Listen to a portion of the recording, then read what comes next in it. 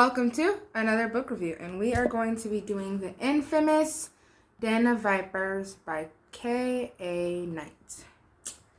Okay. Only reason why I decided to read this book was because Book Talk was going crazy about it. I didn't even know what it was about when I ordered it. I just know it was a lot of recommendation, book recommendations. It seemed, really worth it because of the thickness and the popularity. But like I tend to tell myself, just because it's popular does not mean it's for you. Does not mean it's good. So, right out of the gate, what is it about? One, it is a reverse harem.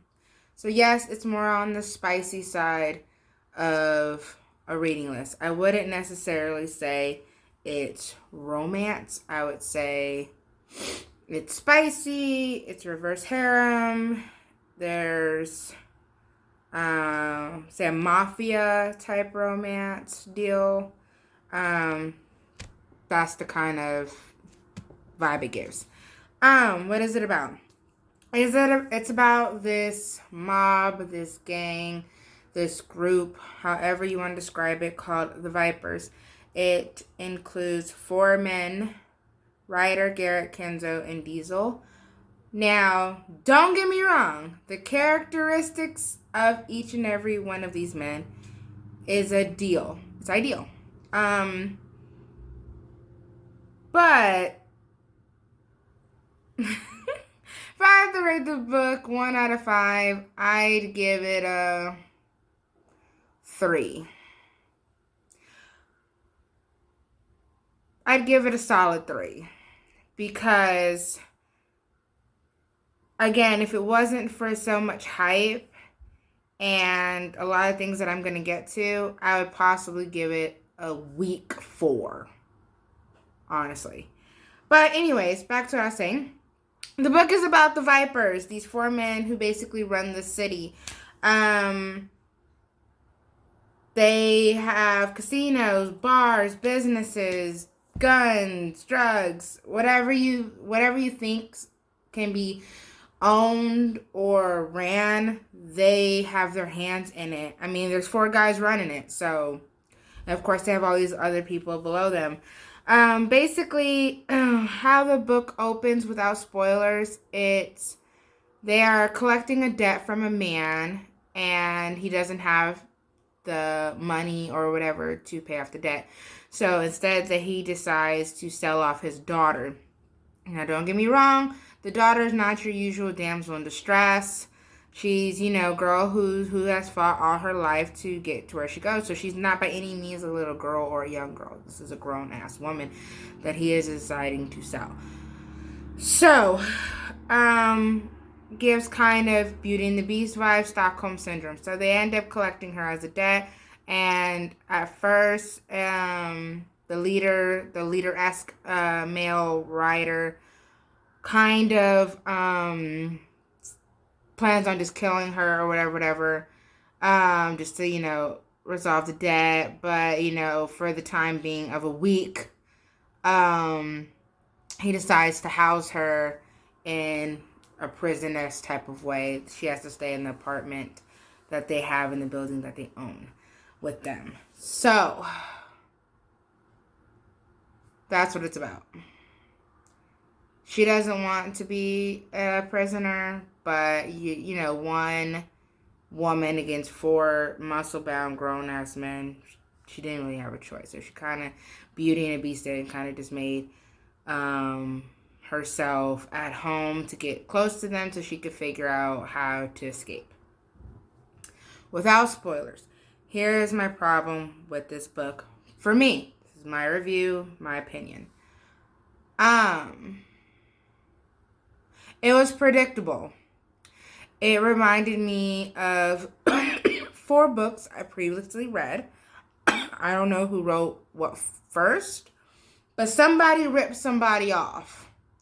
I don't know if Den of Vipers was written first or the other books, but somebody ripped somebody off because a lot of the things that were included in this book tied very closely to previous books I've read.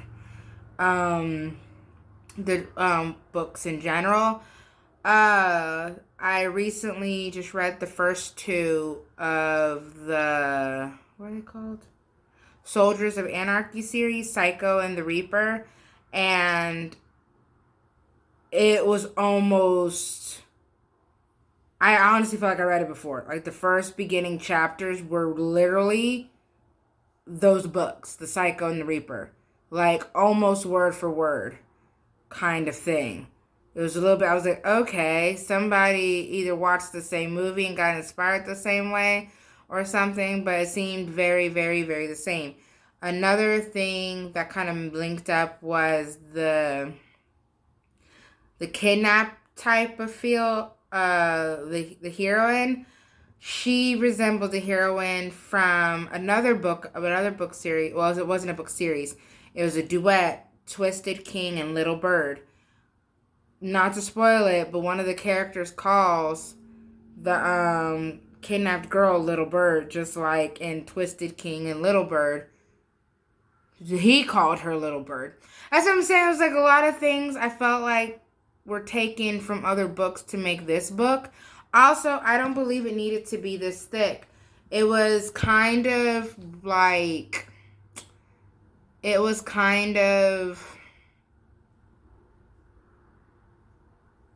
like drawn out. Like this book lasted way longer than it needed to. I don't know if Miss Knight wanted to drag it out that long, but I felt like it was that long because she put so much sex in it. And I'm all for a little bit of spicy. But it was just those scenes it wasn't needed. It was like, okay, wake up in the morning, bam. Let's go eat dinner, bam. Like, it just wasn't called for it, personally. Another issue that I had with it was, like I said, I felt like Miss Knight, K.A. Knight, kind of was watching a ton of movies one weekend and kind of decided to write a book. Because then one of the, what were they called? One of the rival gangs or something was called the Death Eaters, and I was like, Harry Potter? Really? You're bringing Harry Potter into this too?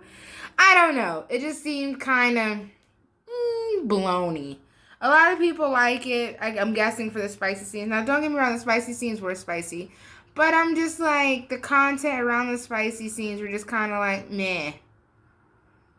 So I guess I'm giving the 3 for the spice. It just didn't do it for me. The cover was amazing. The chapter, the beginning chapter artwork was beautiful. Very, very well done. I love the Viper theme. I love the skull theme. But it was just like, I don't know. And they're like international best-selling author. Like, I don't know. It didn't give what it needed to give for me, especially after all the hype. Like I said, the male characters, I absolutely love them.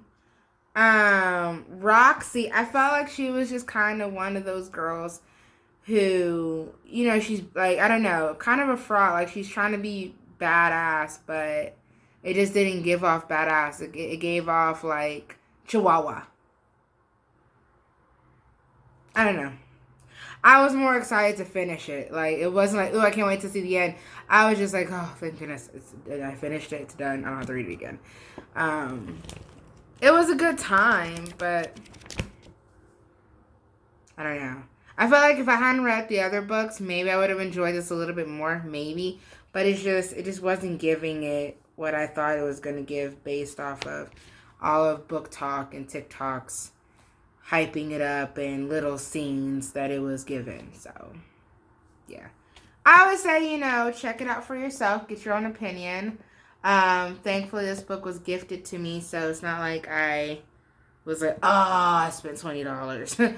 This book was given to me for Christmas? Yeah, for Christmas. So, yeah. One of my best friends, he knows I love to read, so he was like, oh, I'll buy some of your books for you, and he bought this one, and so far I was like, Thank goodness he bought it. Thank you for watching, and I hope this inspires you to pick up a book and read. Don't forget to subscribe.